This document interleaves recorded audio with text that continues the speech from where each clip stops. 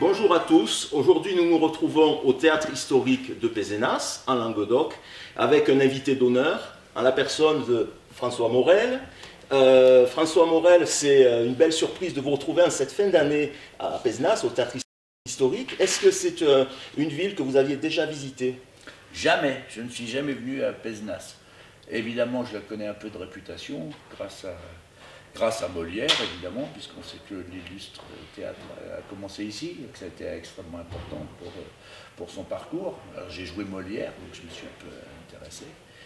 2 fois j'ai joué Molière, j'ai joué Les Précieuses Ridicules et j'ai joué Le Bourgeois Gentilhomme, qui était un rêve pour moi de jouer ça. Et puis j'adore la chanson, donc évidemment Bobby Lapointe fait partie de mes grandes références. Donc c'est un endroit privilégié pour vous, si j'ose dire. Et aujourd'hui, donc vous êtes en représentation pour Hyacinthe et Rose. Alors, on connaît votre plume qui est sensible, subtile, un brin poétique, et puis ce côté humour très tendre, très sensible, qui vous caractérise. Pouvez-vous nous parler de cette histoire, en fait? Comment a-t-elle été créée? C'était bizarre la création parce qu'en fait c'était au départ un livre.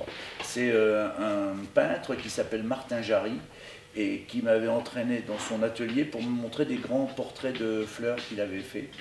Et il cherchait un texte pour accompagner ces portraits. Il y avait le projet de faire un livre chez Thierry Magnier.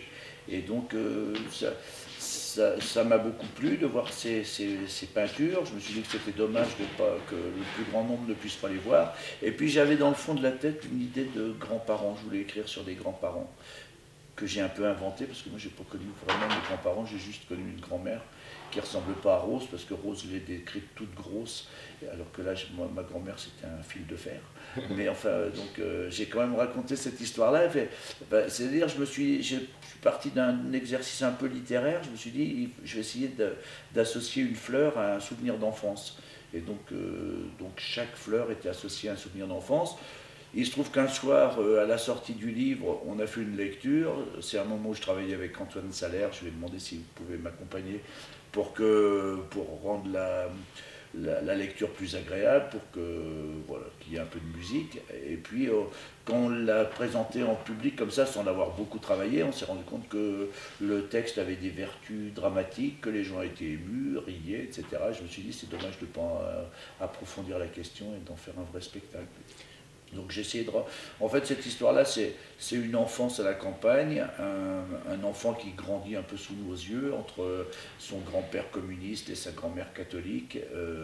Le temps passe, il grandit au contact de ces gens-là qui ne parlent jamais d'amour, mais qui sont en même temps, qui ont une relation très forte. Donc, en fait, j'ai essayé de raconter l'enfance de tout le monde. Ah ben c'est formidable, et je vous propose sans plus attendre un extrait donc, de cette représentation.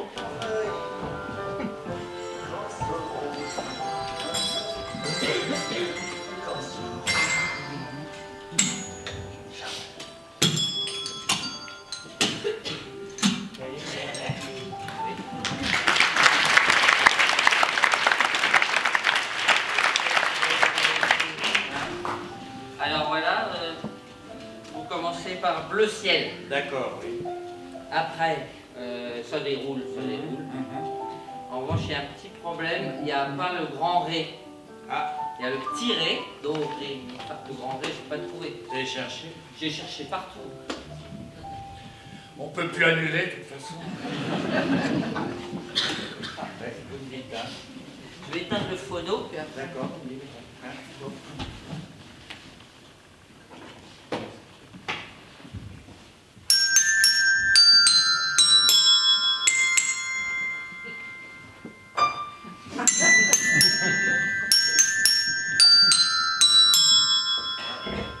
Vert.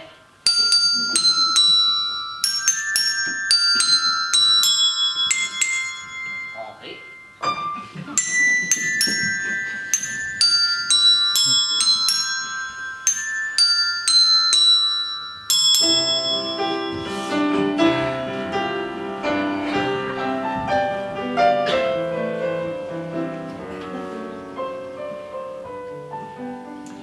C'est bien simple. Rose et Hyacinthe, mariés depuis 40 ans, ensemble depuis toujours, ne s'entendaient sur rien. Hyacinthe et Rose, Rose et Hyacinthe. Hyacinthe était Coco, Rose était Cato. Hyacinthe aimait boire, Rose aimait manger. Hyacinthe aimait la bicyclette, la pêche à la ligne, le vin rouge, la belote et les chants révolutionnaires. Rose préférait le tricot, l'eau de mélisse, les dominos et les cantiques. Hyacinthe aimait traîner à table, au lit, au bistrot, dans un champ, sur un talus, à observer les nuages. Tu n'es qu'un père traînard, lui disait Rose, qui était toujours la première debout, la première couchée, la première assise à table, la première levée de table, le repas à peine terminé, déjà devant l'évier à faire sa vaisselle. Madame Gonzalez l'avait surnommée Hyacinthe en souvenir de Speedy. Ils avaient dû s'aimer, mais c'était il y a longtemps. Il est même probable qu'ils aient pu faire l'amour. L'existence d'une descendance de 12 enfants, de 9 petits-enfants, le laisserait fortement supposer. Moi, j'étais un de ces 9. Chaque année, le petit Parisien que j'étais venait à la campagne dans le but de se refaire une santé. Mon enfance est remplie de vaches, de bouses, de rivières, de chênes séculaires, de toiles cirées, de pots de confiture sur les armoires et d'hortensias bleues, et de camélias blancs, et de rouges coquelicots et de tulipes multicolores, parce que le seul sujet qui réunissait notre mémère abondante et notre rouge papille, c'était l'amour des fleurs. Tous les souvenirs, toutes les sensations, toute la connaissance, toutes les émotions que je garde de mes grands-parents sont liées aux fleurs. Toutes mes pensées. Une photo me faisait peur. Sur le guéridon en noir et blanc sous un verre, elle était exposée. C'était une image du bonheur, pourtant elle m'effrayait. On voyait Rose et Hyacinthe avec mes parents. Ils étaient jeunes, et déjà ça ne me rassurait pas. Comment pourrait-on faire confiance à un père et une mère qui avaient des têtes et des accoutrements d'adolescents? Mon père, sans doute, avait enclenché le retardateur afin que tout le monde puisse être sur la photo. Au dernier moment, pour rire, Hyacinthe avait mis un bouquet de fleurs devant son visage. La disparition du visage de mon grand-père semblait amuser tout le monde, pas moi. Cette image me terrifiait. Mon grand-père sans visage, des fleurs coupées mises dans son cou comme dans un vase. Un grand-père décapité parmi des monstres hilars et indifférents. Des années plus tard, lors d'un déménagement, j'ai retrouvé la photo. En la revoyant, j'étais incapable de comprendre ce qui tout enfant m'avait effrayé. Pourtant, la photo continue à me mettre mal à l'aise, comme la réminiscence d'une frayeur enfantine.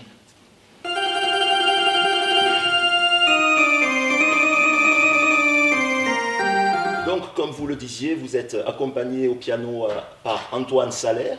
Alors, cette alchimie que nous voyons en représentation au théâtre historique, elle est née assez facilement, ça s'est fait vraiment d'une façon naturelle? Oui, c'est sûrement le spectacle qui s'est fait le plus naturellement possible.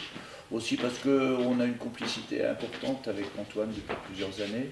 Et puis que le spectacle a évolué, on doit être là. On a dû faire un peu plus de 160 représentations là, à Pézenas. Donc le spectacle aussi, je crois, a beaucoup évolué par rapport au début. Au début, c'était presque une lecture améliorée, et puis c'est devenu plutôt un spectacle théâtral assez proche du conte finalement. Mais ouais, on a une belle complicité avec Antoine et c'est souvent ce dont on nous parle après. Très bien. Alors votre actualité, c'est également la sortie d'un album de chansons, cette fois, qui s'intitule La vie, entre parenthèses, titre provisoire. Alors, donc c'est dans les bacs, c'est actuellement à la vente, je dirais. Pouvez-vous nous en dire quelques mots de cet album ? Oui, je peux en dire, c'est l'album qui est associé à un spectacle, parce que moi je pense toujours plus en spectacle qu'en album ou en CD. C'est un spectacle que j'ai créé en janvier dernier à La Rochelle, qui est un spectacle mis en scène par Juliette, avec qui je travaille pour la deuxième fois, en tout cas elle à la mise en scène et moi comme chanteur. Et puis c'est 4 musiciens, c'est-à-dire Antoine Salaire et 1, 2, 3 musiciens en plus, oui, c'est ça. Donc j'ai un petit orchestre de 4 personnes. Et puis c'est un récital, bon, c'est un récital qui est un hommage à la chanson, au music-hall d'antan. C'est-à-dire, j'avais des images de Serge Reggiani, de Yves Montand devant le Tulle à l'Olympia, et je voulais faire un récital un peu à l'ancienne, en le décalant ensemble, et en lui rendant hommage. J'ai envie que ce soit un hommage moqueur au music-hall que j'aime bien. Donc c'est le plaisir aussi de jouer 18 petites pièces de théâtre les unes derrière les autres, puisque c'est ça l'intérêt, je trouve, d'un récital, c'est d'avoir des chansons qui peuvent être assez mélancoliques, des chansons plus franchement comiques, et de pouvoir jouer avec tout ça. Très bien. Alors, nous ne pouvons pas terminer cette interview sans parler de vos chroniques sur France Inter. Il y a quelques jours, est intervenu au téléphone Monsieur Saladin. Alors, ça nous a fait penser, évidemment, à ce fameux Gibolin, qui est toujours en vente libre, je le rappelle, et malgré les directives européennes qui tentent de l'interdire, il est toujours en vente libre, vous pouvez même le trouver sur Internet. Donc, je voulais en venir, en fait, à cette question, peut-être des Deschiens avec M. Saladin, Yolande Moreau, est-ce qu'il y a un projet en cours ou pas? Il n'y a pas de projet comme ça, on est resté extrêmement amis, enfin, en tout cas, pas forcément avec tout le monde, parce que tout ça s'est fait assez naturellement, mais moi, je suis toujours en relation avec Yolande Moreau, avec Olivier Saladin. Justement, là, je m'étais demandé si j'appelais Yolande ou Olivier, mais pour faire un gueulard, je trouvais qu'Olivier Saladin était meilleur. Et Olivier Broche, on a travaillé ensemble beaucoup. En ce moment, Olivier Saladin joue un spectacle sur un texte de Daniel Pénac qui est absolument formidable. Olivier Broche joue un spectacle qui s'appelle Moi et François Mitterrand, qui est très drôle. Et donc on se revoit tout le temps, on a des projets même ensemble avec les deux Olivier notamment, mais je pense pas que je suis pas pour les reconstitutions de ligue dissoute. Voilà, avançons. Bon, ben donc les Deschiens, on peut dire que ça reste une légende. Voilà. Et puis il y a toujours le Gibolin. Et il y a toujours le Gibolin. Parce que le Gibolin, c'est quand même le seul produit qui soigne et les peines d'amour et les odeurs de pied. Et c'est rare que le produit fasse soigne les deux. Absolument. Donc regardez sur Internet toute l'histoire, toute la légende des Deschiens et puis toute l'actualité de François Morel. Des Deschiens. Voilà. Soyons fous. Merci en tout cas pour cette interview. Nous finissons sur les saluts au public, voilà, à la fin de la représentation. Et puis nous espérons vous revoir prochainement, sûrement de retour. Dès que possible. Dès que possible. Voilà, dès que possible. Merci. Merci.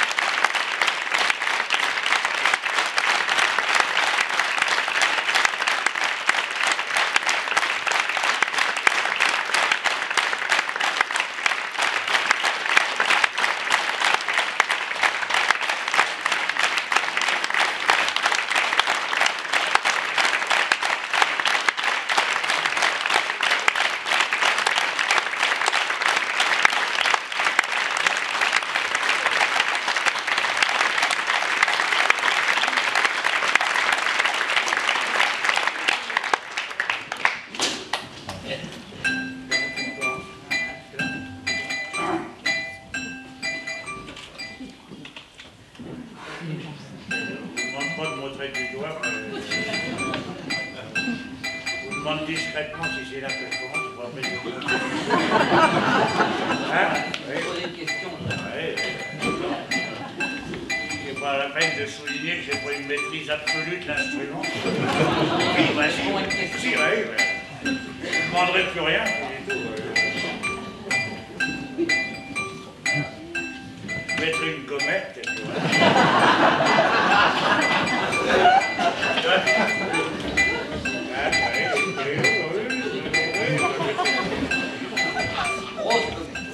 La gommette qui me plaira, mais du tout.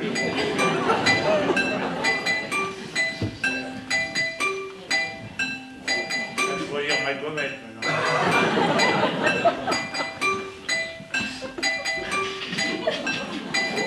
Aucun sens du spectacle.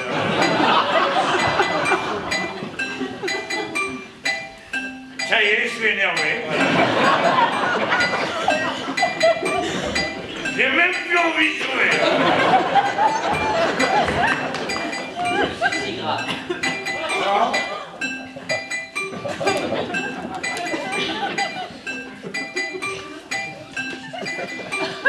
Vous savez, je veux autant vous dire, il y en a 2, 3 dans la salle qui auraient bien être à votre place.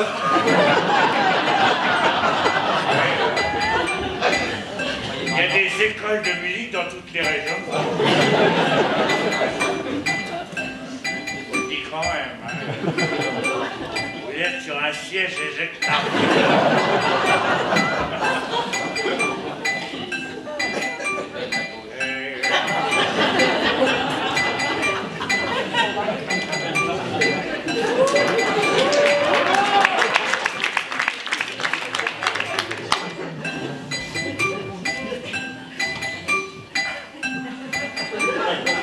Vous avez la chance de tutoyer une étoile.